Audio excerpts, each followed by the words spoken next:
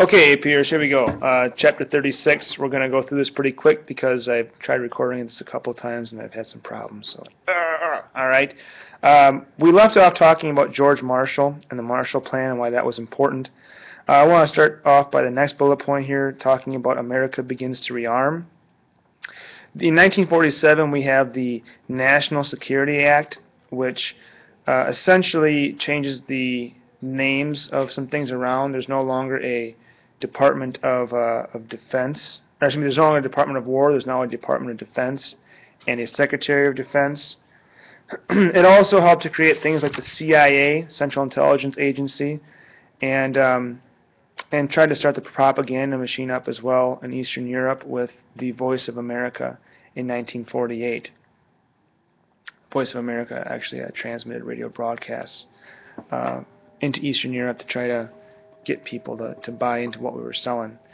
The other big thing that this did was it also it restarted up the Selective Service draft for young men ages 19 to 25 and helped to create the North Atlantic Treaty Organization. Now, the North Atlantic Treaty Organization, your book talks about the countries that were all involved. The initial members were the U.S., Britain, France, Belgium, the Netherlands, and Luxembourg. And later on, those were the groups that joined in 1948, the countries. Later on, you would see Turkey and Greece would join in 1952, and in 1955, West Germany joined as well. The theory of NATO was that an attack on one meant an attack on all of them, and even though this was kind of against the trends of the United States, they decided that they would join this alliance. And you know, Russia was not to be outdone, though. They created the Warsaw Pact with the USSR and the Eastern European countries that they had kind of had a handle on. All right, that's it for that bullet point. Next bullet point here is Reconstruction and Revolution in Asia. You have to know that Japan, you know, after the war was taken over by General McCarthy, he pretty much ran the thing as a dictator. It did, however, as a country that successfully embraced democracy, and moving forward, you know, they became one of the most richest and most productive nations in the world. China, on the other hand, had some problems when it came to their post-war years.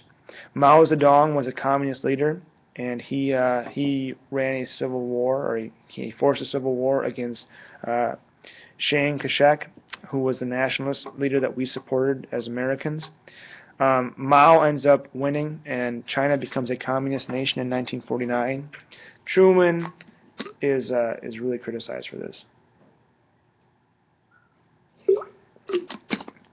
And even though had Truman tried to intervene, he probably wouldn't have been able to do anything to help. So,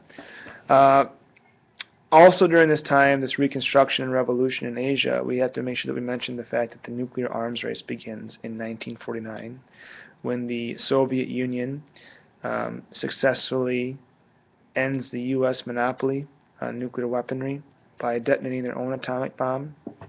The U.S. fires back with the H-bomb, which is pretty scary, and it's 1,000 times more powerful than the atomic bomb. It's criticized by guys like Albert Einstein and J. Robert Oppenheimer, who say that the atomic bomb should not have been built. It was too powerful. And these guys were in the building at the... I'm sorry. They said that the...